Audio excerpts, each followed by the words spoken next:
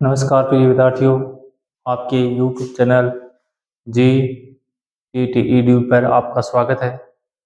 हमने पिछले दिन में पढ़ा था पादपों की आंतरिक संरचना, जिसमें हमने पढ़ा था उत्तक के बारे में। उत्तक क्या होते हैं, इनके बारे में हमने संपूर्ण अध्ययन कर लिया था। उसके बाद में हमने उनके प्रारूप और संरचना के आधार पर उत्तकों की उत्पत्ति देखी थी कि कितने प्रकार के उत्तक होते हैं। उसमें हमने पढ़ लिया था सरल उत्तक, ठीक है ना। सरल उत्तक के प्रकार में हमने पढ़ लिया था। अब हम पढ़ेंगे आगे स्थूल कोण उत्तक। कौन सा उत्तक है? स्थूल कोण उत्तक। तो स्थूल कोण उत्तक कोलन काइमा, क्या पढ़ेंगे? स्थूल कोण उत्तक या कोलन काइमा। क्या होते हैं स्थूल कोण उत्तक? तो स्थूल कोण उत्तक जीवित कोशिकाओं से बना उत्तक होता है। क्या होता है? स्थूल कोण उत्तक स्थूल कोण उत्तक जीवित कोशिकाओं से बना होता है।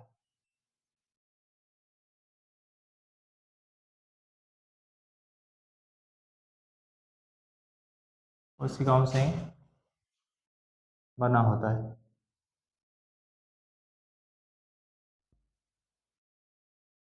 यानी इसमें सेल होती हैं, वो लिविंग होती है। क्या होती हैं? सेल क्या होती हैं? लिविंग होती है। ये जीवित कोशिकाओं से बना होता है, जिसकी कोशिका भित्ति में स्थूलन पाया जाता है। इनकी कोशिकाओं भित्ति में क्या पाया जाता है? इनकी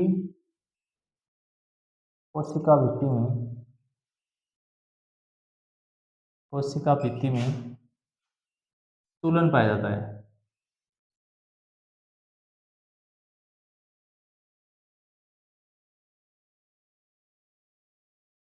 इनकी कोशिका भित्ति में क्या पाया जाता है? स्थूलन। स्थूलन के कारण ये क्या होती है? मोटी हो जाती है, इसलिए से स्थूल कोण उत्तक पाया जाता है। अब इसमें स्थूल कोण उत्तक की कोशिकाओं की संरचना, दूसरा पॉइंट है इसमें ही। स्थूल कोण उत्तक में कोशिकाओं की संरचना।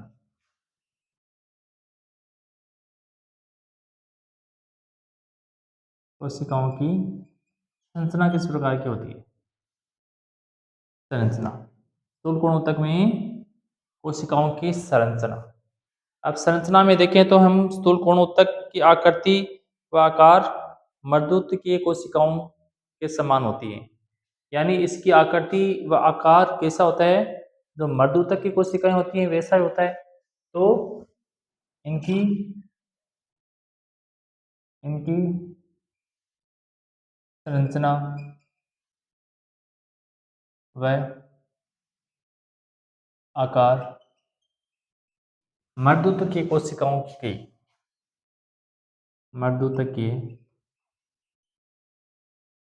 के समान ही होता है।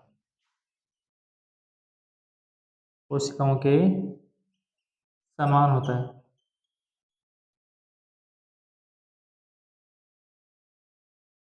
यानी इसकी संरचना होती है और आकार होता है वो जो जैसे मर्दूतक की कोशिकाएं होती हैं वैसे ही इनकी आकार व संरचना होती है। और इसमें जो इनकी कोशिकाएं क्या होती हैं? मोटी होती हैं। इनकी कोशिका भित्ति संरचना तो आकार तो सेम होता है, लेकिन इनकी कोशिका भित्ति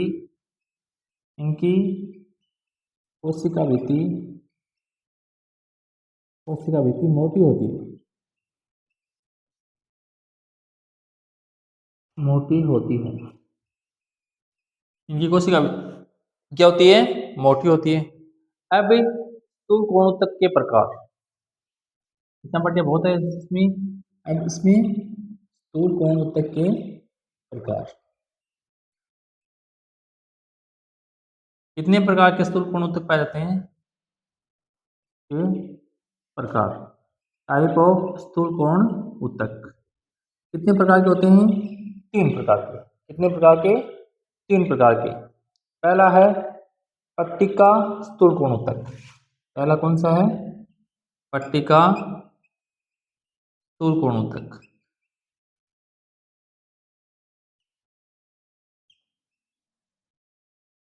पहला है पट्टिका स्थूल कोणों उत्तक। दूसरा है हमारा रिक्तिका में स्थूल कोण उत्तक। दूसरा है रिक्तिका में स्थूल कोण उत्तक।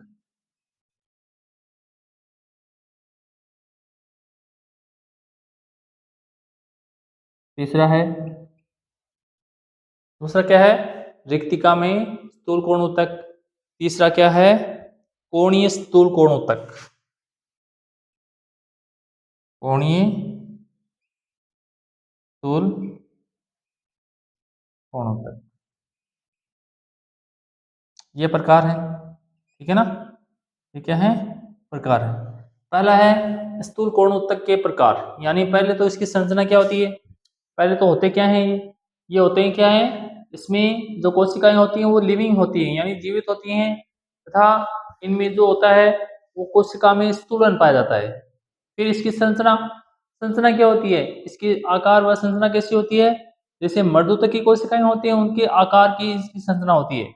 इसमें क्या होती है, इसकी कोशिका भित्ति में स्थूलन पाया जाता है, तो स्थूलन से ही मोटी हो जाती है। इसके बाद में क्या होता है, इनके प्रकार, इनके प्रकारों में हमने तीन प्रकार, तीन टाइप पढ़ेंगे। कौन कौन से, पट्टिका स्थूल कोण उत्तक, रिक्तिका में स्थूल कोण उत्तक और कोणीय स्थूल कोण उत्तक। तो पहले हम पढ़ लेते हैं, ठीक है ना, पट्टिका कोण उत्तक। पहले इसके बारे में थोड़ी सी जानकारी ले लेते हैं, ठीक है ना। तो इसको पहले स्क्रीनशॉट लो, उसके बाद में आगे बढ़ाते हैं थोड़ा सा।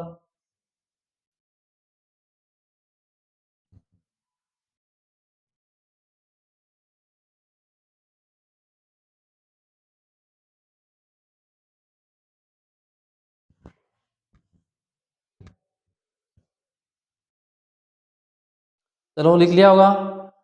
उसके बाद में पहला पढ़ते हैं हम पट्टिका में स्थूल कोण उत्तक के बारे में।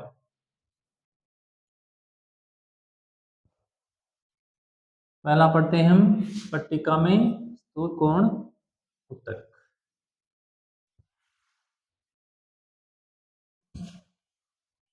पहला क्या पढ़ेंगे, पट्टिका में स्थूल कोण उत्तक, या स्तरित भी कहते हैं इसे। क्या कहते हैं, स्तरित, स्तरों में बटा हुआ, ठीक है ना। पट्टी क्या होती है, स्तरीय होता है। पट्टिका में स्थूल कोण उत्तक,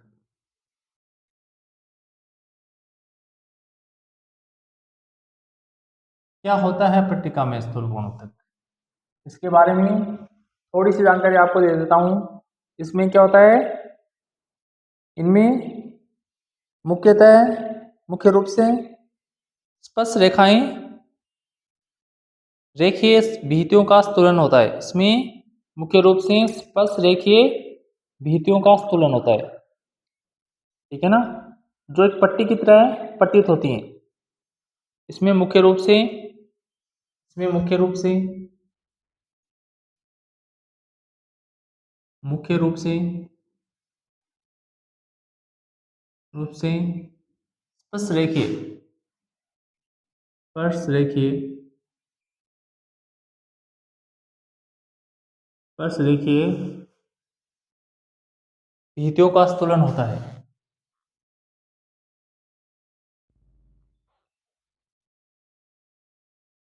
स्तूलन होता है,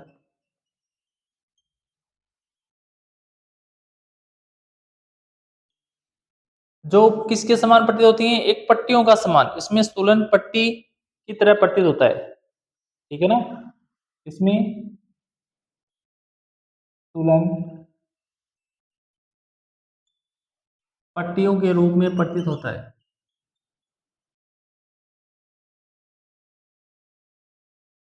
पट्टियों के रूप में पट्टित होता है।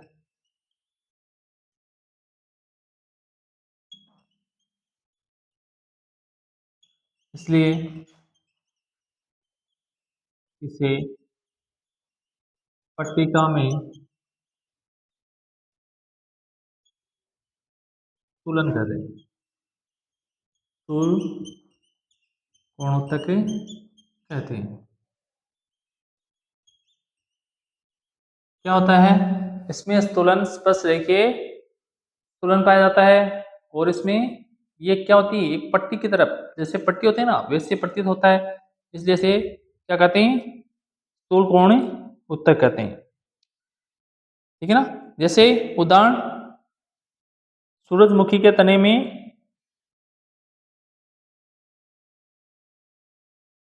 जैसे एग्जाम्पल लिख लो, जैसे सूरजमुखी के तने में त्वचा, अधस त्वचा, सूरजमुखी के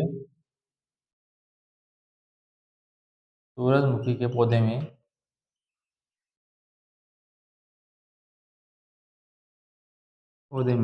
अधस त्वचा,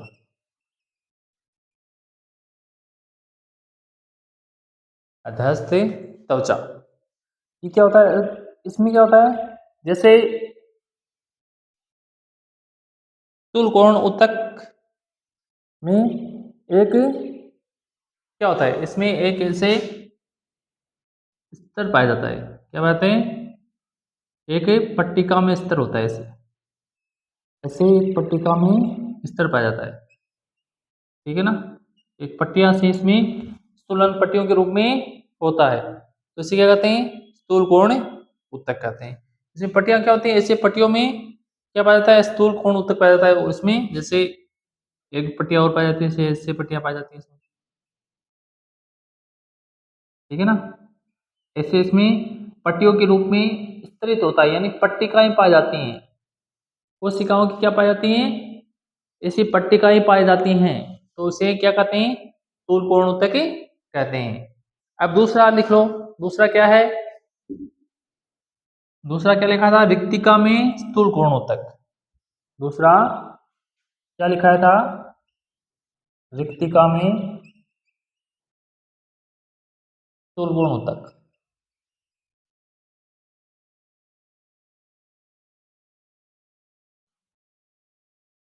रिक्तिका में स्थूल कोण उत्तक।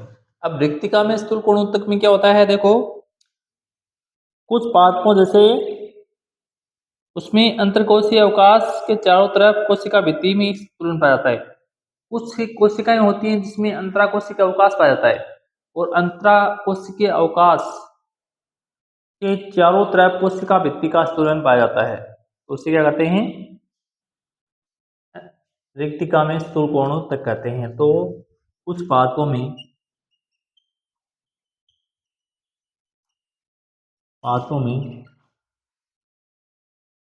रिक्तिका के चारों तरफ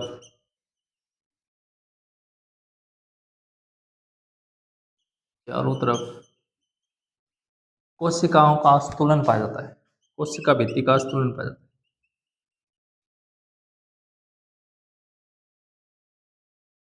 का स्थूलन पाया जाता है।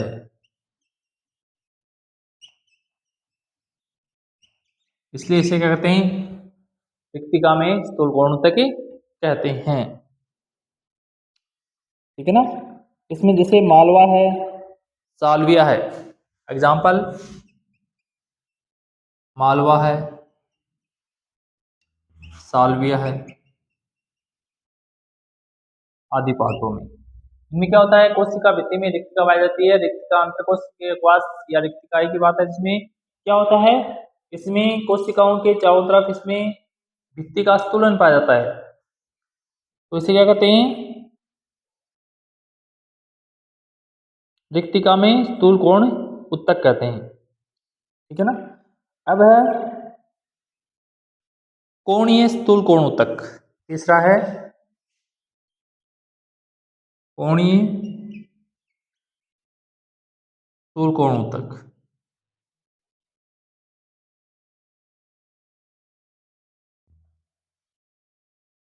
क्या होते हैं स्थूल कोण उत्तक, सॉरी कोणीय स्थूल कोण उत्तक, क्या होते हैं कोणीय, तो इसमें क्या होता है, इन पादपों में कोशिकाओं के कोण की लंबाई में स्थूलन पाया जाता है। कोशिकाओं के कोण की लंबाई में इन पादपों में कोशिका के कोण कोणीय लंबाई में तुलन पाया जाता है।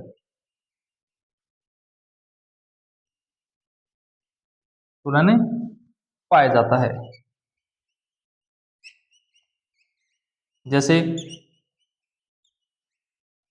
एग्जाम्पल, जैसे गेंदा है, ठीक है ना, धतूरा है, गेंदा है, धतूरा है आदि। इसमें क्या आते हैं, लंबाई के कोणीय रूप में क्या पाया जाता है, तुलन पाया जाता है, ठीक है ना। तो इसे क्या कहते हैं, कोणीय तुलन कहते हैं। यह था इसमें स्थूल कोण ऊतक के प्रकार। स्थूल कोण ऊतक के प्रकार यानी स्थूल कोण ऊतक कहते किसे हैं, जिनमें जीवित कोशिकाएं पाई जाती हैं, कोशिकाओं के चारों तरफ भित्ति का स्थूलन पाया जाता है। इसमें और क्या होता है, ये 3 प्रकार के होते हैं। क्या पाया जाता है, पहला जो यानी पट्टिका में, दूसरा रिक्तिका में और तीसरा कोणीय। ये था स्थूल कोण ऊतक के प्रकार और उनके बारे में कुछ सामान्य जानकारी, ठीक है ना। आज के सेशन में इतना ही। आगे हम जो पढ़ेंगे वो अगले नई क्लास में, ठीक है ना।